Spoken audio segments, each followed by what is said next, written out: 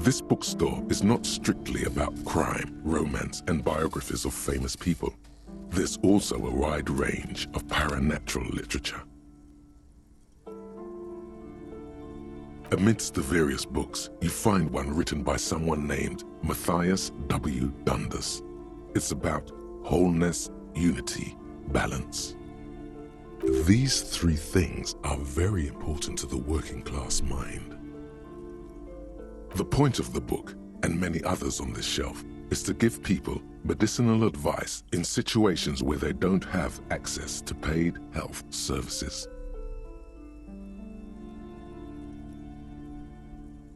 It serves platitudes, while also telling everyone that traditional medicine, the kind people don't have access to and which costs more than this book, is garbage and would only give you cancer anyway, without even curing your cold or anything. Wholeness, unity, balance, on the other hand, can basically take care of anything, though it is important to note. When it's up to your mind to heal yourself, then it's because of your mind that you're ill in the first place. The book features chapters on topics such as how to find magnesium. It even lists plants you can harvest magnesium from. How to continue drinking if you're an alcoholic who has destroyed his liver. And there's even a chapter on the ancient Seraïs tradition of using duck gallbladder preservatives to treat and prevent sexually transmitted diseases. Pre and post factum apply. Nothing worth buying. Sir, please, no browsing in that shelf. That wisdom is not for free. I can't have you end up, like, opening a police store next door and stealing my customers. Oh, no.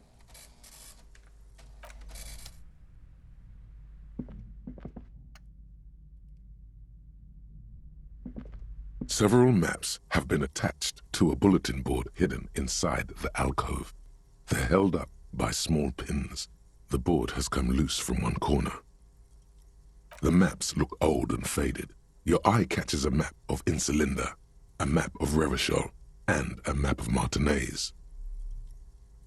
The north coast of a verdant island is shattered by the delta of a river. It is the River Esperance. Countless bridges put the shards back together, connecting city blocks to river islands. La Delta says a great artificial heart in the center, teeming with life forms and construction. To the east, rolling hillsides, Le Jardin, Stella Marie, the suburbs of Saint-Baptiste, swallowed up into the megacity. They sound rich to you. This is Revachol East. Houdon, it's somewhere to live. Not bad. Then there's Jamrock. It's bad. People shouldn't live there, but they do. Then Faubourg. It's almost as bad and much larger. Then Coal City. It's the worst. It's so small you can't even see it on the map. No, wait. There it is, north of Jamrock, the strip of coast next to the Greater Revachol Industrial Harbour. It looks downright despondent. It's almost Coal City, to be honest. No, this is somewhere to be. This is all you have, but it's still something. Streets and sodium lights, the sky, the world, you're still alive. This large map displays archipelagos. You see a constellation of small dots on the light blue emptiness of the Insulindic Ocean. The largest in the northeast is La Caillou. You are here. Another far away in the southwest, Seminese Islands, Ile de Fantôme. Ozon, Laurentide, Face à la Mer, archipelagos, North Arcade Islands, all just specks of dust on the vastness of the Insulindic. On the edges of the map, the color fades into a blur of dotted lines, black and white, disintegrating into mathematics. In the northeast, a dust mite stands on the north coast of Caillou in a bookstore. It's you. You can, on Caillou, Revachol, a single black star, on Ozon, Fondelier, and Vimandou, on archipelagos, Croyan Moran, Villiers, on Semenine, Olduvai, and on Laurentide, Deora of the Seven Seas. 850 million people live on these little dots, an oceanic world of culture and commerce torn apart by history. The ocean breaks apart into a tangle of cosines and azimuths, all pointing into pale nothingness. Windy is the north azimuth. Grad is the northeast azimuth. Samara is the east azimuth.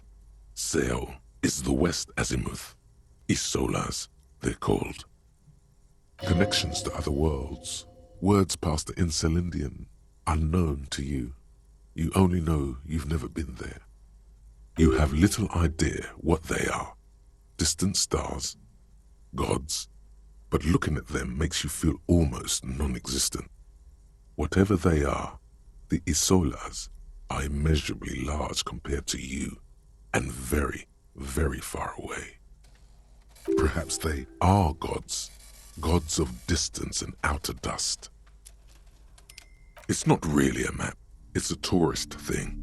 A picture postcard with buildings on it, drawn from an isometric perspective. A date in the upper right corner says 48. Still, it's detailed. Could be pretty useful for scouting ahead. You see the jagged boxes of an industrial harbor, even the whirling in rags there. I'm sorry, officer. The map of Martinez is the only one available. The other two are not for sale anymore. And besides, you could scarcely afford them. They're quite valuable, though they might not look it. The map of Martinez is 90 cents, though. That old thing? It's an out-of-date map of a tourist location that never was nor came to be.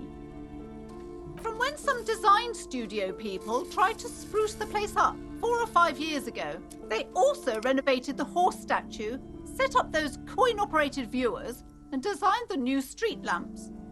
The place does not look like a successful tourist trap, does it? They didn't get that far, for some reason. A shame the project never got going. Would be nice if someone fixed Martinez up. All these ruins are bad for business.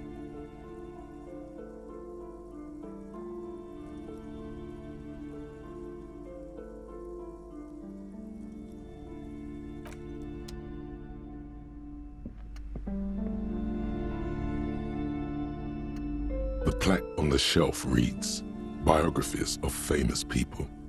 You see a large variety of names, none of which ring a bell. Browsing through all the books with all their names makes your head spin. None of these seem important or relevant. It's all just vapid egoism. Suddenly, a particularly odd title catches your eye. It reads, High Speed Love, the tragic true love story of Jacob Irv and Alfie Delatraz, by one Cecilia Averbrook. High Speed Love chronicles the romance between two of the finest tip-top tourney racers in history. One of them is the madcap driver, Jacob Irv. His blonde mane graces the cover. Next to Irv's life story, you see a slim biography of an Occidental rock star called the Anti-Star. He's famous for shooting morphine into one of his eyeballs and cocaine into the other. Next to that, Revacholian radio personality Guillaume Bevy stands in front of a rundown drug den. He's a permanent fixture on Channel 8, reporting on real-life crime and ruining cops' days. I really must insist you buy one of the books. Reading them is not for free. Do still browse, though, but not too long. I'm sorry, I did not mean to rush you. You are browsing. Go ahead. Take your time. Time is commerce. I would say... The Greatest Innocence. Yes, most certainly. It's an important educational tool, delving into the depths of history, religion, and their relation to innocentic power. A very influential historical figure, but surely I don't have to tell you that. You're a law officer, and law officers have at least some education. The book is also very daring. The author aims to re-examine the universal understandings of the innocentic system, creating a fresh vantage point and a shift in the tired order of things. Certainly, it's prudent for a person to have at least an elementary understanding of history and society. Imagine the chaos we'd be in otherwise. You feel like you should get this one? Definitely. It's important somehow. There's something personal inside.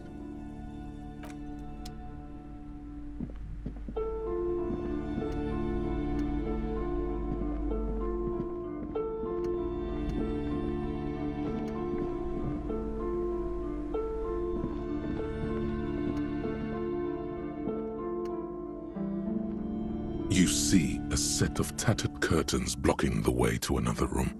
A strange cage-like trinket dangles from the curtains. Excuse me, officer. The back room is strictly for employees only.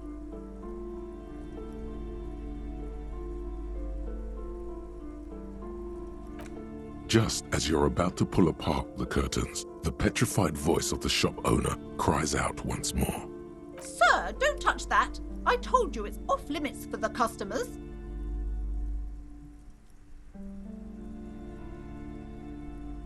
Parapsychologically speaking, we're done if you decide to open them. I won't be held responsible for the consequences. It's too dangerous. She looks away, mumbling. Why is everyone always messing with the curtains? Why can't they just buy books like normal people? No! Please just talk to me, officer. Come here and let's talk this through before you decide to do anything extreme. Talking is always good. Go see what she has to say. You see a tattered set of curtains and a polyhedron-shaped cage-like trinket.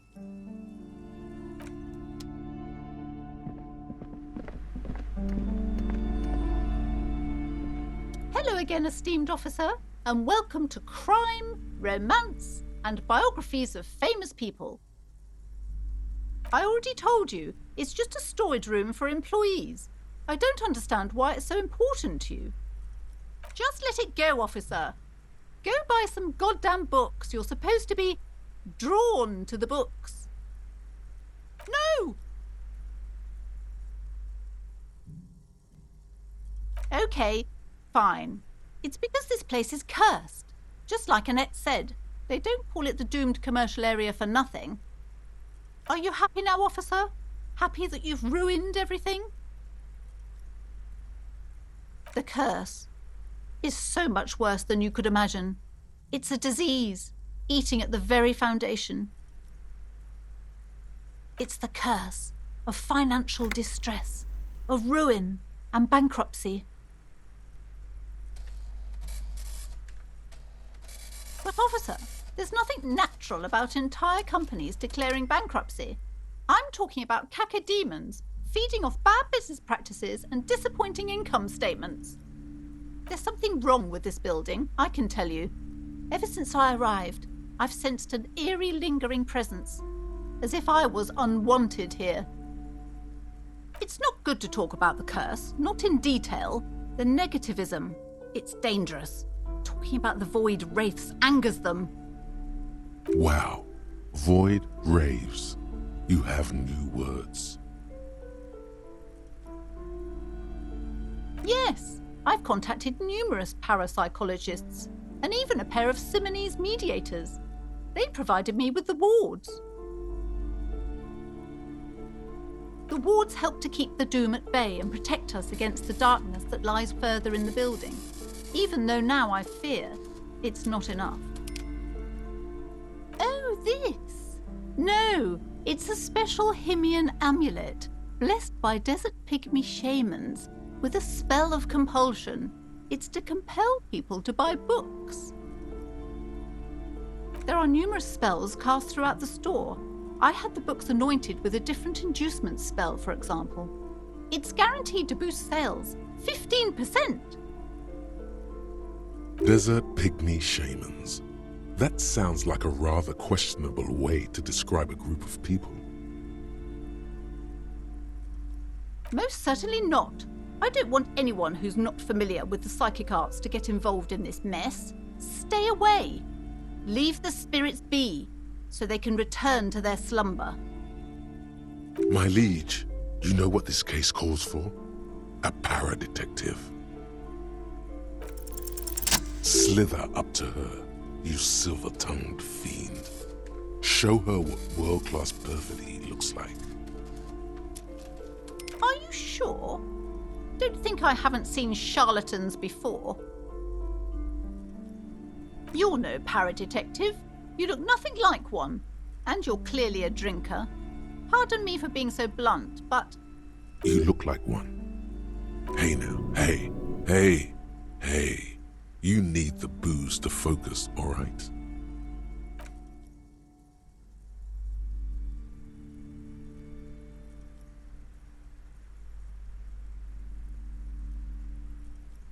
How do you know all this? Here we go. I should have realised. A pattern lies within the fabric. The hand of fate guides us. Our meeting couldn't have been mere chance. But I am not the only one at risk. I have to think of my daughter. You are certain you can help us? Keep us safe? I can't allow any collateral damage to hit us. If you promise, good officer, then you might be our last hope. Do you swear it? Thank you, sir. There's one more thing I haven't told you about yet. The entity. Do not act surprised. You know of these things, sire. You have? The entity takes the form of a woman, a witch probably. I've suspected that she must be connected to the curse ever since I first saw her. Did you know that she lives inside the chimney? Yes, that chimney is part of the building's central furnace, and it's enormous. She has barricaded herself behind some metal security curtains. God knows what she's doing there. Some unnatural magic, I assume. You should go find the entity and ask what happened to all the companies in the building. What is the source of this curse? Here's the key to the warded door behind the curtains. Take it. Oh, and please do return to me after you've looked round. I'm quite anxious to know what she has to say about the curse. What you discover in there. Unbelievable darkness and ruin. Okay, but please, only a few questions. You wouldn't want to disturb the spirits.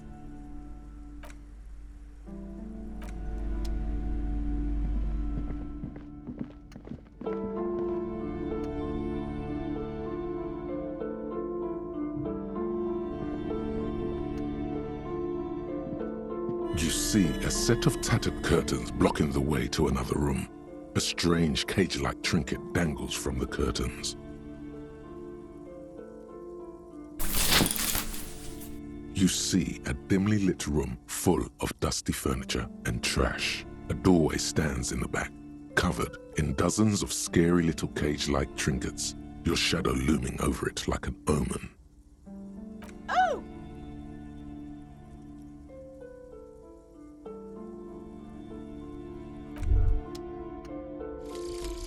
Some kind of superstar.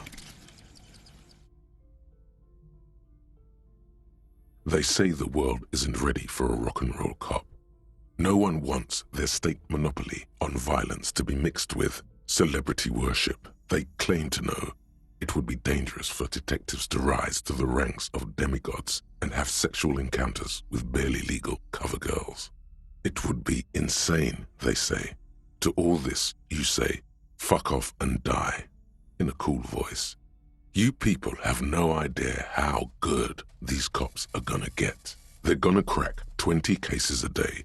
In the future, cops will be like astrophysicists, or prime ministers, or prophets. And you're the first one.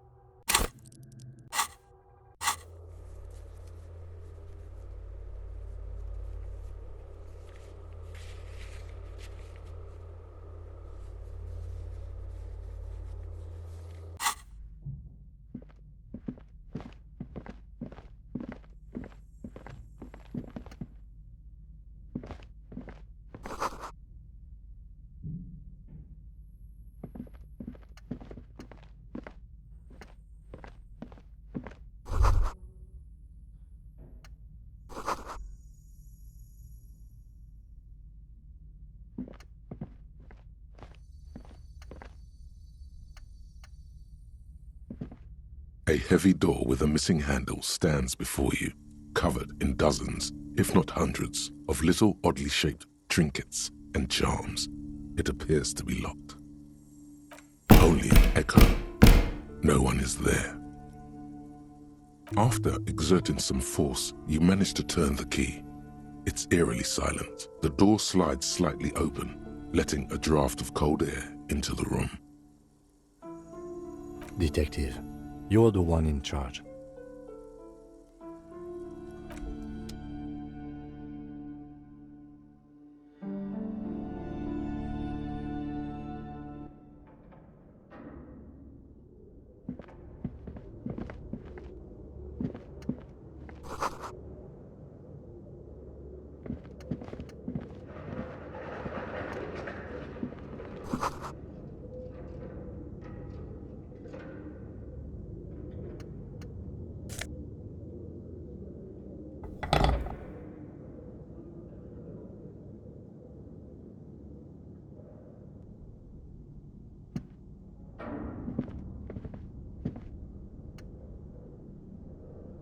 What is this place?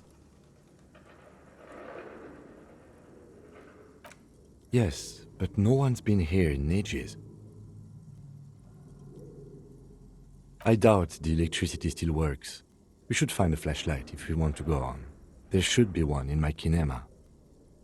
An eerie feeling rises in your chest.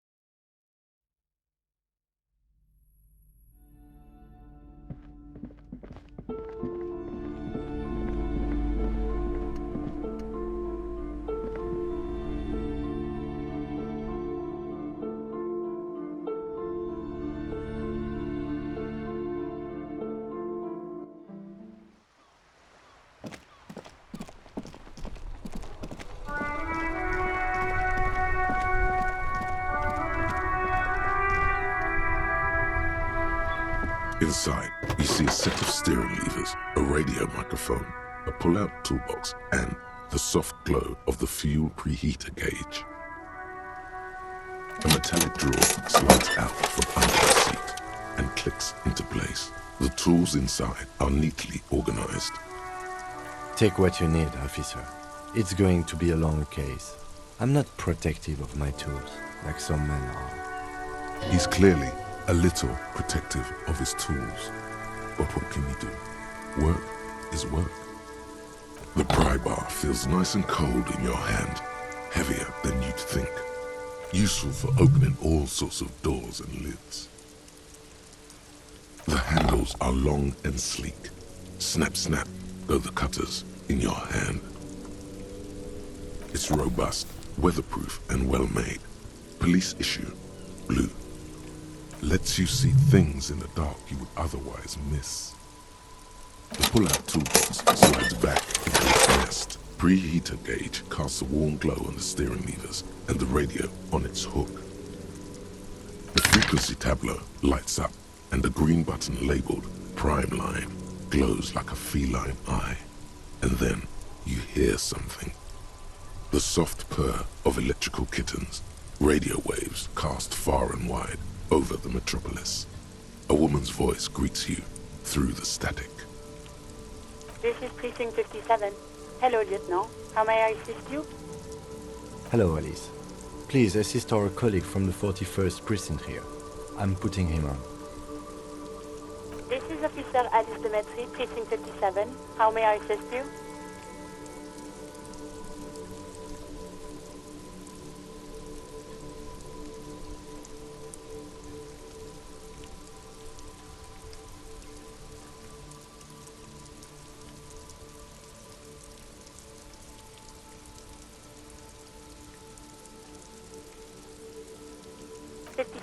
Over and out.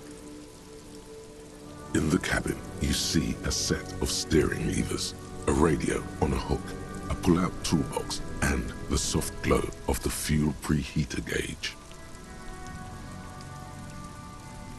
The white suede feels luxurious under the touch, and the metal clutch handle so very familiar in your palm.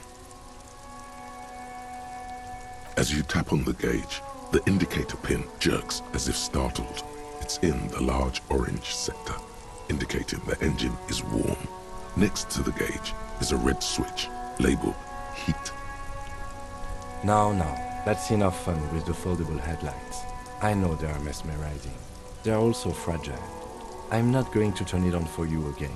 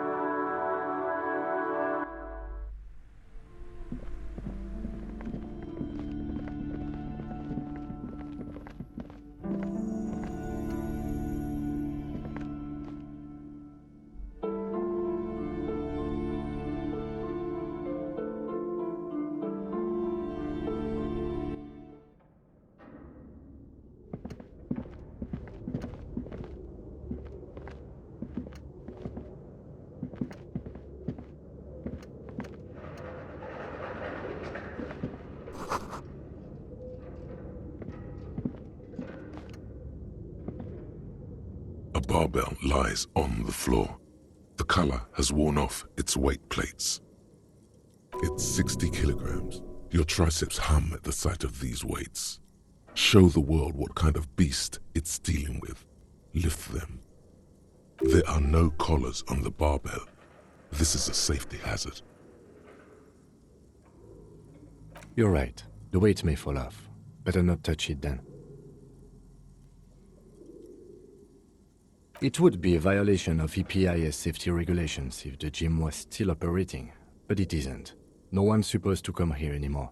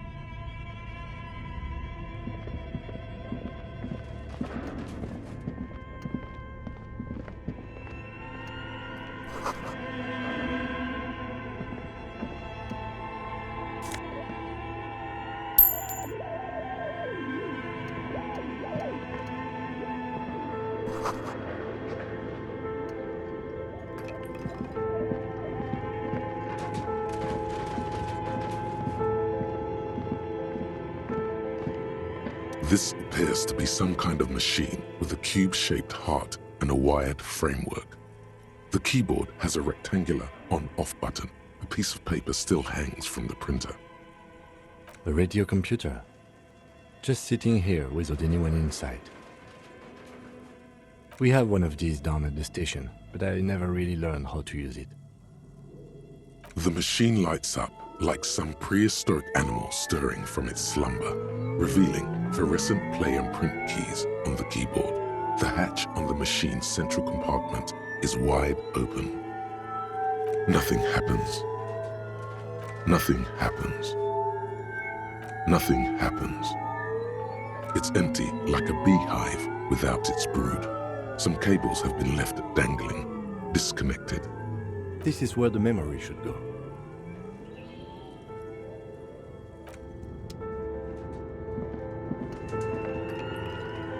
This old fireplace is covered in lines drawn in blue and red marker, the mesh spreading over the stone like blood vessels on alabaster skin. It looks ghostly and strangely ancient. The whole thing resembles Cadran mosaic tiles, very pedantic. History classes, students with their textbooks open, studying the roots of our civilization. Those aquarelle blue tiles looked beautiful in the sun. Radio frequencies, it seems. UKV 123.6, UKV 123.7, UKV 123.9. Some written notes, too. Sparse and cryptic. Unclear. It looks like a cardiovascular system split into veins and capillaries. Very advanced.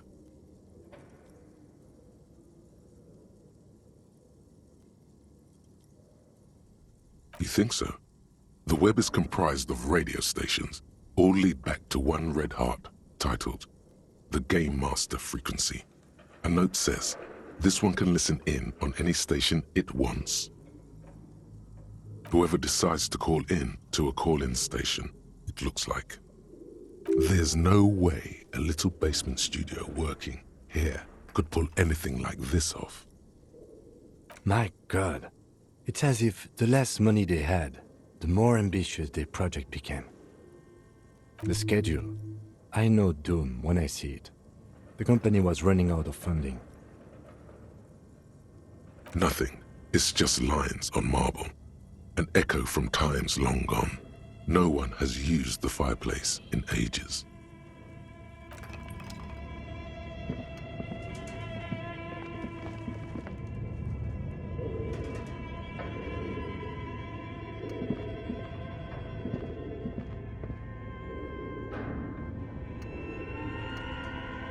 Your flashlight slides over an old green chalkboard covered in scribbles, sketches, and schemes like some ancient cave mural. Some of the writing has faded with age, but you can still make out sections here and there. Photos and drawings have been pinned to the board. These lithe, pointy-eared creatures appear to be different types of welkins. You make out autumnal candle welkins, casting wax-based magic. Translucent welkins, with organs shining under their skin, and even ether welkins, hailing from the vast emptiness of sidereal space. You should adopt one of those welkins as your persona. No longer a mere man, but a welkin. One of the welkins, towering among the rest, appears to be different, however. It's Vara Hamira, a high welkin, his face white and scarred like cracked marble. This is clearly a welkin supremacist. The note says, all non-welkin races will be purged. The Haldor, the Tworg, the humans, and even headless men, all of them, purged. Imagine a world filled only with welkin, green welkin, dread welkin, and the high welkin, to rule them all.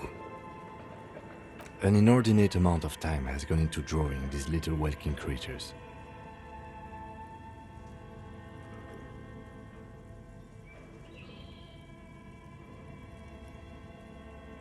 Some people really like building a world, I think, even if it's just for a game. This looks like concept art for a project. It's not really real. Political commentary. That one has a great beard, too. Just look at those details. So much effort. The photo collage depicts barren, icy landscapes wrapped in perpetual night. You see permafrost and glacial landforms, dead trees grown in under the snow. Entire oceans have been frozen from shore to shore. There are pictures of settlements on dried-up riverbeds, abandoned in a storm. Animal corpses in the dark, carcasses and bones. You see primitive oil rigs built into glaciers, boreal dvorg, yurts under the snow, great mammoth-like beasts of burden. Albeit dark and cold, this vision also feels cozy in its own way, like eggnog or morphine, a much-needed respite from our own world. A pinned postcard reads, "The heat death scenario, a desperate fight for geothermal energy engulfs the world as Wirral becomes untethered from its sun, drifting through the universe." This is a monthly calendar from the year 50. Cryptic words like sprint, daily minimi, and GPI span the marker-drawn grid, the grand scheme of production and money. Minimi stands for a mini-meeting. It's part of a bigger framework for managing work called RUN. Station 41 tried to implement it a few years ago, but failed. As time goes on, the numbers in the boxes grow rarer and rarer. The board becomes an empty snowfield in the final days. Only failure and regret dwell in this region. Looks like they didn't make it.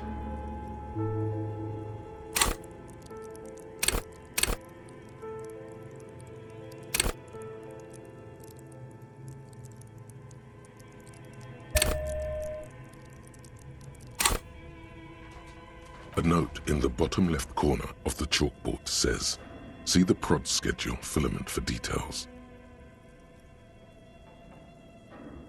The handwriting is only partly legible, but you can still make out 3 slogans: "Call in, tune out," "Wirral untethered," and "Heat death of the universe."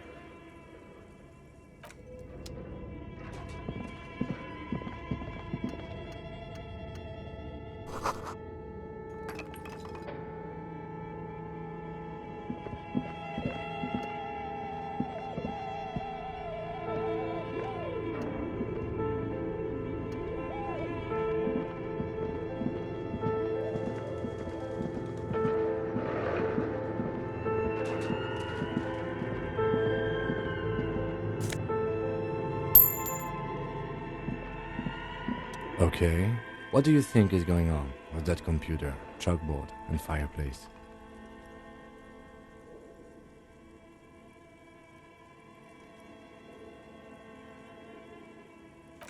Yes, that is the question. It looks like one of those popular pen and paper role-playing games, only these people were trying to automate it, make it work on radio computers.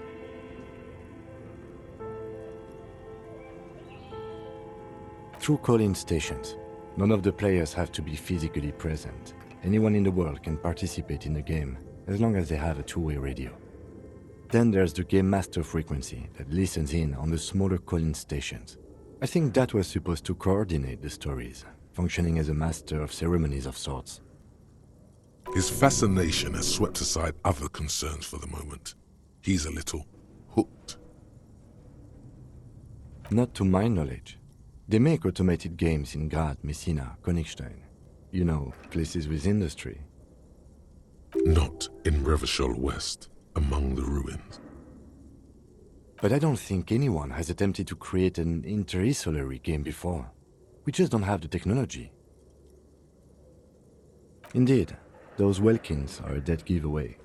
Role-playing people love that stuff. The world looks like a modified version of the WeWorld board game, with heat death thrown in.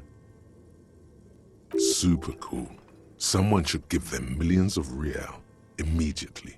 This game is too good to be left unfinished. No idea. They stopped filling out the schedule on the chalkboard. Indeed, it's ambitious and untethered from reality, but